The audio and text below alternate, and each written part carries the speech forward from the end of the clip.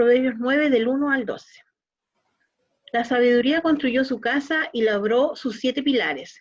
Preparó un banquete, mezcló su vino y tendió la mesa. Envió a sus doncellas y ahora clama desde lo más alto de la ciudad. Vengan conmigo los inexpertos, dice a los falsos de juicio. Vengan, disfruten de mi pan y beban del vino que he mezclado. Dejen su insensatez y vivirán. Andarán por el camino del discernimiento. El que corrige al burlón se gana que lo insulten, y el que reprende al malvado se gana su desprecio. No reprenderás al insolente, no sea que acabe por odiarte. Reprende al sabio y te amará. Instruye al sabio y será más sabio. Enseña al justo y aumentará su saber. El comienzo de la sabiduría es el temor del Señor. Conocer al santo es tener discernimiento. Por mí aumentarán tus días, muchos años de vida te serán añadidos. Si eres sabio, tu premio será tu sabiduría. Si eres insolente, solo tú lo sufrirás. Esta es palabra de Dios. Damos gracias al Señor por su palabra. Vamos a continuar con este ciclo de sermones basado en este hermoso libro de Proverbios que de verdad para todos nosotros ha sido una revelación. Hay un libro, eso sí, que ha sido famoso, que se llama El progreso del peregrino, escrito por Juan Bunyan en el año 1678. La gracia de este libro es que personifica el pecado, la tentación, la fidelidad, la fe, la desesperación y otros, quienes se encuentran con Cristiano, un viajero que va en dirección a la salvación o la vida eterna.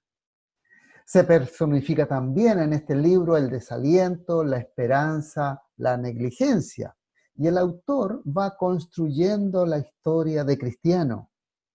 También identifica lugares como el castillo de la duda, el pantano del desaliento, por donde pasa Cristiano, donde finalmente tiene que cruzar el río de la muerte para llegar a la ciudad celestial. Cada actor en el libro tiene su función que afecta a Cristiano en su caminar hacia la salvación. Queridos hermanos y hermanas, se lo recomiendo a ustedes. El capítulo 9 de Proverbios, como los anteriores, también personifica, en este caso, personifica a la sabiduría y la necedad. El capítulo, que es el final de la primera parte del libro completo, muchos consideran el capítulo 9, o muchos consideran los 9 capítulos como la introducción del libro en sí, para establecer que del capítulo 10 en adelante comienzan los verdaderos proverbios. Y estos serían 2 frases breves por verso. El capítulo 9 tiene como fin poner delante de las personas la vida y la muerte, el bien y el mal. Cada uno se presenta con los argumentos necesarios para que la persona pueda escoger, elegir lo que le parece correcto.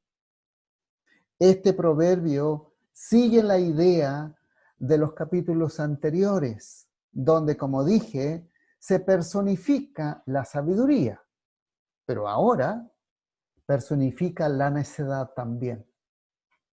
Como son palabras femeninas, la representación es de 2 damas que se disputan a una persona.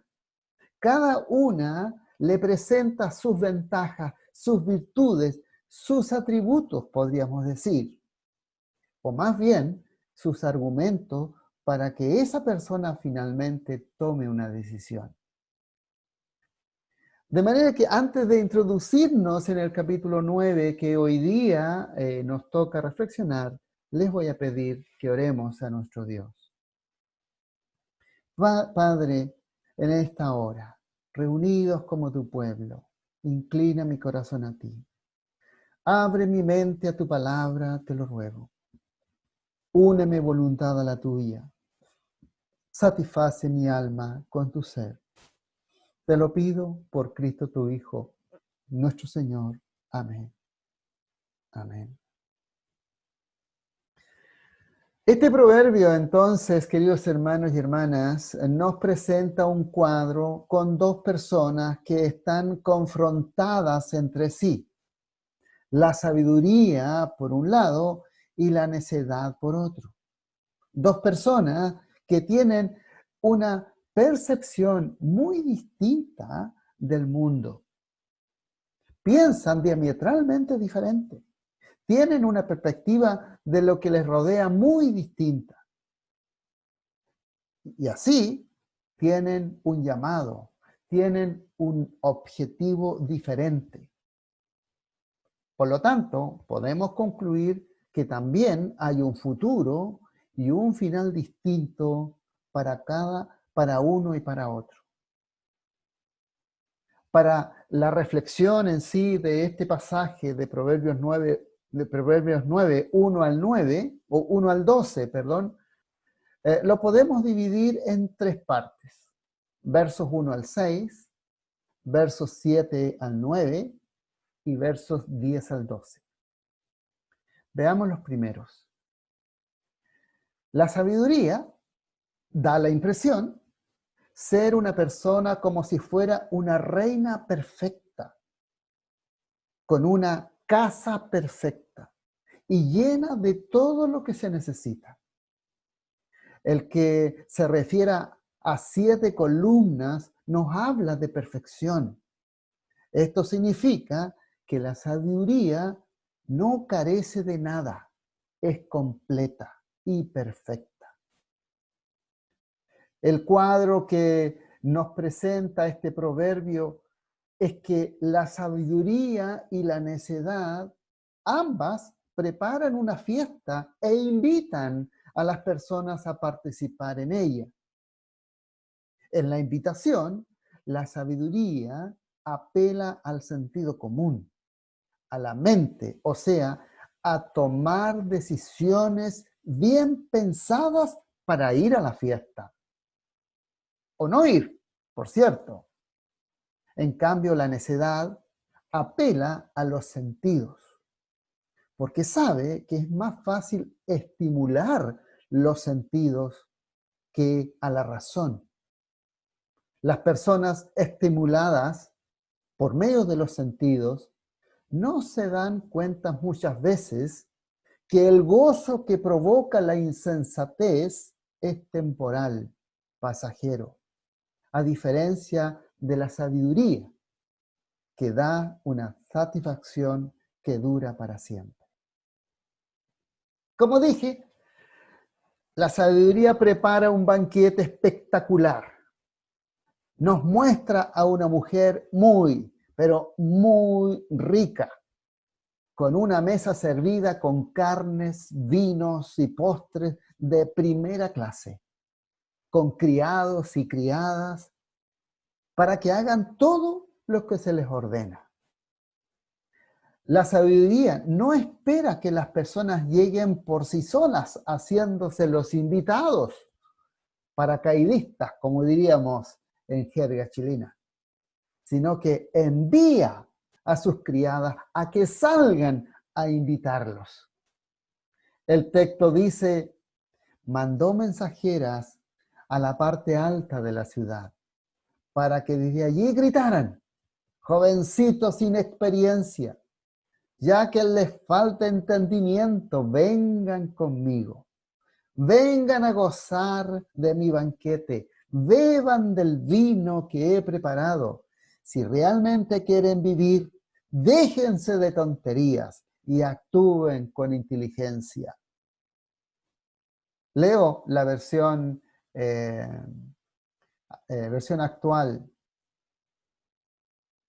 Hay un llamado aquí a sentarse a la mesa, a disfrutar de un banquete pero entendiendo que el estar en la mesa indica amistad, indica tener una comunión de hermandad, lo que nos puede hacer pensar que esa mesa servida tiene todo lo que necesitan nuestras almas, lo que nuestras almas y nuestro espíritu desea, como justicia, gracia, paz, gozo, seguridad del amor de Dios, consolación del Espíritu Santo y todas las promesas que Dios nos da en Cristo Jesús.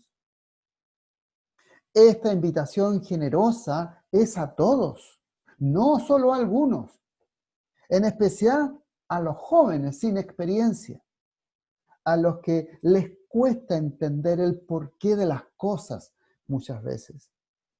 Son los que más necesitan aceptar esta convocatoria. Pero cuando leo este capítulo, casi me obliga a pensar en aquella parábola que Jesús dijo en Lucas 14. Es una parábola que nace de un comentario que hace una persona que estaba a la mesa cenando junto con Jesús y otros. Y dijo, la bendición más grande será participar en la gran fiesta del reino de Dios. Habla de aquella fiesta, cena especial de Apocalipsis. A lo que Jesús responde que un hombre hace una gran fiesta e invita a todos, pero comienzan a dar excusas para no asistir. El primero argumenta tener una necesidad que en el fondo no tiene. El segundo cree que es inconveniente ir a la fiesta por tener otro compromiso importante para él. Un tercero simplemente rechaza la invitación, no le interesa. La conclusión a esto es que muchos rechazarán tristemente el Evangelio por los placeres de esta vida. Consideran otras cosas más pasajeras como lo más importante para ellos. Entonces, se decide invitar a otros que están más dispuestos a aceptar la invitación. La voluntad y la disposición del dueño de casa es que su mesa esté llena de invitados, tanto como está llena de manjares. La parábola de Jesús nos muestra cómo a menudo rechazamos la invitación de Dios a su banquete, poniendo una u otra excusa. Los negocios, el matrimonio, las riquezas y otras cosas pueden ser causa para resistir o postergar la respuesta a la invitación de Dios. Es lo que ha hecho el hombre y la mujer en este siglo, en este mundo, en esta sociedad. Y llegan a decir incluso que el mensaje o la invitación del Evangelio está pasada de moda, es irrelevante hoy día. Dios invita hoy, pero llegará el día, queridos hermanos y hermanas, que dejará de hacerlo. No puedo dejar de pensar que este proverbio nos habla de Cristo, queridos hermanos y hermanas. Y el pecado, además, que siempre están como peleándose, por así decirlo, por las personas, con el fin de apoderarse del corazón del hombre y de la mujer. Y ambos ponen delante de las personas la vida y la muerte, el bien y el mal, ante lo cual en algún momento hay que tomar una decisión, por uno o por otro. El sabio, nos dice este proverbio, tomará la decisión correcta. Al ser un poco más positivos, podemos pensar que muchos quisieron ir a la fiesta, no simplemente negándose, sino que muchos quisieron ir a la fiesta, pero nunca lo hicieron porque les debió parecer que en ese momento era más importante otras cosas. Especialmente en estos tiempos, no permitamos nunca, queridos hermanos y hermanas, que nada se vuelva más importante que buscar a Dios. Como el Evangelio de Mateo nos dice, busca primero el reino de Dios y su justicia, y todas las demás cosas vendrán por añadidura. Pero que el deseo sea siempre, querido hermano y hermana, de acuerdo al Salmo, que justamente hoy día me tocó en mi devocional. Así como el venado sediento desea las aguas de un arroyo, así también yo, Dios mío, busco estar cerca de ti. Tú eres el Dios de la vida y anhelo estar contigo. Quiero ir a tu templo y cara a cara adorarte solo a ti.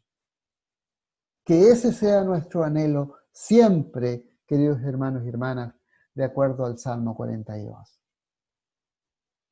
Ahora, brevemente observemos las otras dos secciones. Los versos 7 al 9, donde la sabiduría representada es una persona que aconseja a los siervos de Dios, a los que desempeñan la labor de ser ministros del Evangelio. Nos recuerda las palabras del apóstol Pablo a los Efesios en el capítulo 4. Y el que bajó es el mismo que después subió a lo más alto del cielo para llenar todo el universo. Él fue quien dio a unos la capacidad de ser apóstoles, a otros la de ser profetas, a otros la de ser evangelistas, a otros la de ser pastores y maestros. Hizo esto para que todos los que formemos la iglesia, que es su cuerpo, estemos capacitados para servir y dar instrucción a los creyentes. Dios le ha dado a todos los creyentes una gran responsabilidad, una misión, a ser discípulos en todas las naciones. Y esto involucra predicar, enseñar, sanar, nutrir, dar, administrar, edificar y muchas tareas más. Hay una responsabilidad a cumplir por mandato divino que implica corregir, reprender y enseñar como una tarea primordial del sabio, queridos hermanos y hermanas, usando la palabra de Dios para que, ya que las escrituras tienen esa función, como nos dice Pablo, todo lo que está escrito en la Biblia es el mensaje de Dios y es útil para enseñar a la gente, para ayudarla a corregirla y para mostrarle cómo debe vivir. De ese modo, los servidores de Dios estarán completamente entrenados y preparados para hacer el bien. El conocer la palabra de Dios, queridos hermanos y hermanas, no será útil a menos que fortalezca nuestra fe y nos lleve a hacer el bien, nos lleve a tomar decisiones correctas. Hay dos lados aquí. Por uno, dejarse enseñar con las escrituras y luego enseñarlas a quien las quiera aprender. A eso apunta Proverbios al decir, no me gusta la mentira ni tampoco la hipocresía. Siempre digo la verdad. La gente que sabe entender reconoce que mis palabras son justas y verdaderas. Para terminar, decir solamente que la sabiduría comienza cuando conocemos a Dios y Dios le da un propósito a la vida de cada uno, porque fue Dios quien la creó. De manera que conocer a Dios no solo es saber datos de su persona, sino permanecer en temor reverente y tener comunión con Él.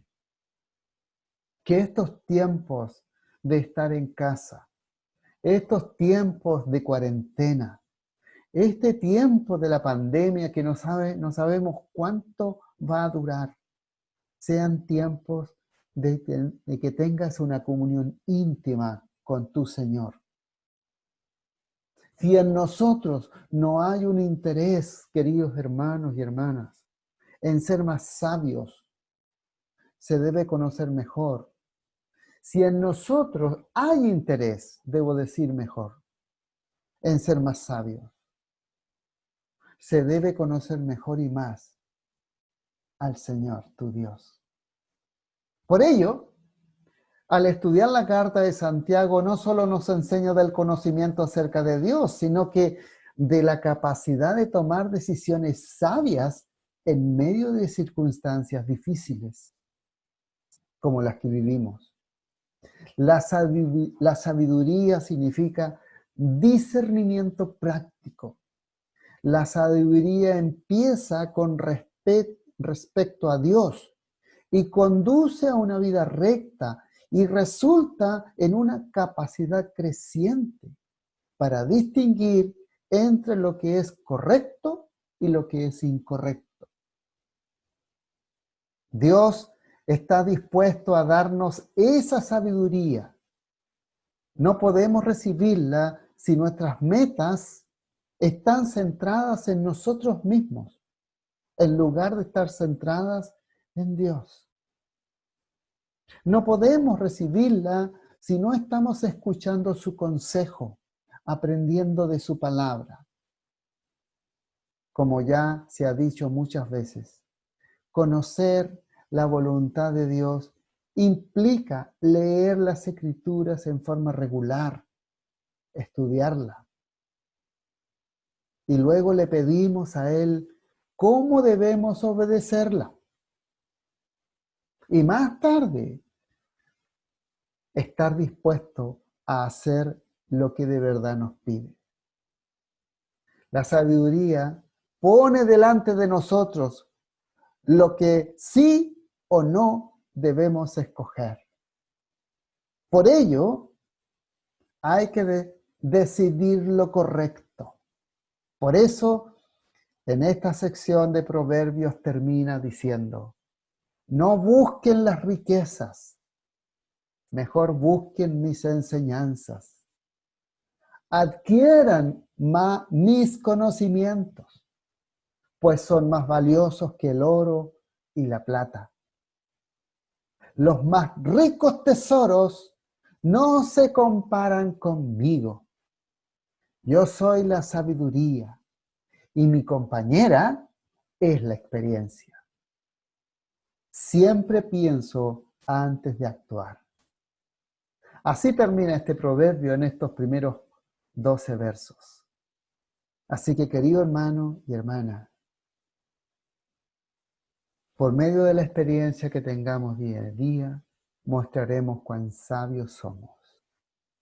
Dios te bendiga, Dios te fortalezca, Dios te dé fuerzas y nos dé a todos las fuerzas para decidir de acuerdo a lo que Dios espera de cada uno de nosotros. Oremos. Padre, en tu presencia estamos. Te damos gracias, Señor, por esta tu palabra, que tú nos ayudas, que tú nos convocas, que tú nos enseñas, que tú nos permites que vayamos por aquel camino que tú diseñaste para cada uno de nosotros. Te ruego, Señor, que tú estés al lado de cada uno de mis hermanos y hermanas. Les bendigas, les fortalezcas, les animes. En el nombre de Cristo nuestro Señor. Amén y amén. Cantemos.